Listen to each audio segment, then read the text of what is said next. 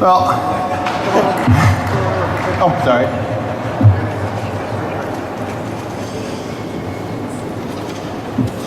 I know Chet really wanted to be here. He dragged me last year to the Sammies. I knew Chet in high school.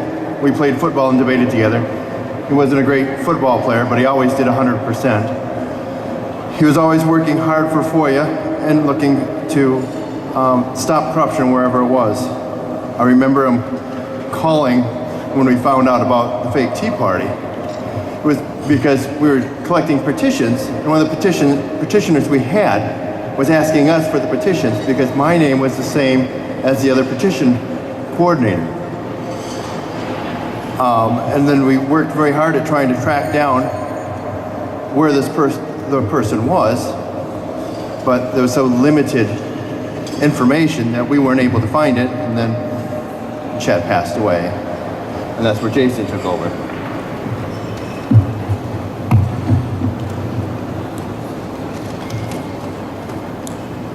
You know, I'll tell you, first off, got something from my official shrine of the Sammie at home now. This is great. This is pretty heavy, too. This is not one of those cheap ones, either. Now, Chetly inspired me. The discovery of the Progressive Campaigns Incorporated link, which essentially said, yeah, this is a Democrat kind of operation, was not enough to tag the Democrats with the deception straight out. The smoking gun discovery of the connections to the Democrats came with the release of the candidate slate. With the slate of the 23 candidates given to the Bureau of Elections, researchers from the various Tea Party groups around the state, and I'm telling you, there were a lot of them looking, they put their best sleuthing skills to work. I was not alone in trying to find out who these people were and where the real connections were. Who were those candidates selected at the July 24th convention in Saginaw? How long had they been a part of the Tea Party, the political process? How many Tea Parties had they attended? What was their intention? Surely the release of the names might provide a better clue to whom this new and mysterious group might be sponsored by. We're going to turn this down. And Google, for the most part, played dead.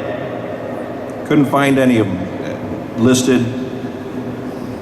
and about 19 of those candidates actually had no internet footprint.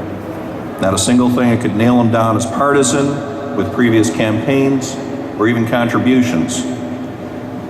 And upon unsuccessful attempts to contact the few that did have minor histories or small entries, I found little more to go on other than a PACER record that showed one of the candidates with a couple of bankruptcies. It was as if a number of them didn't even exist. So I contacted the Bureau of Elections. Now, I had run as a candidate for county commission. I'd filled out an affidavit of identity, and I knew how much information was on there. And I asked them as press, because I run blogs, for the copies of the affidavits of identity. They sent them to me without any redactions or cross-outs or anything. I was quite happy to discover that I was able to have better contact information with the provided phone numbers and the addresses. And upon a quick glance, my newfound informational wealth, I immediately noticed a couple things. There was a large number of younger folks, 20-something-ish, including the two who were ineligible for the offices sought. The affidavits were mostly notarized outside of the Saginaw Convention, the county of the convention, and at different dates than the convention. There were a large number of them that were notarized by a single person, a Jason Bauer of Oakland County. The last point turned out to be the catalyst for the investigation needed, as a campaign finance search showed Mr. Bauer with a $200 contribution to a Democrat candidate, Gary Peters, and then being employed as the OCDP political director. I'm like, oh, that couldn't be. This couldn't be my guy. Oakland County Democrat Party, the smoking gun.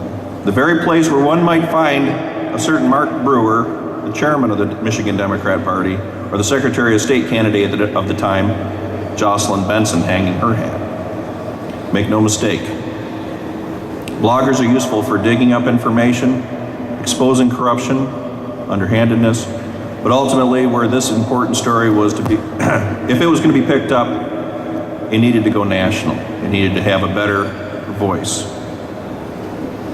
a credible source. I looked to the increasingly important Mackinac Center site, Capital Confidential, which is worthy of reading outside of Michigan, though it's mostly Michigan issues. And the rest, as they say, is history.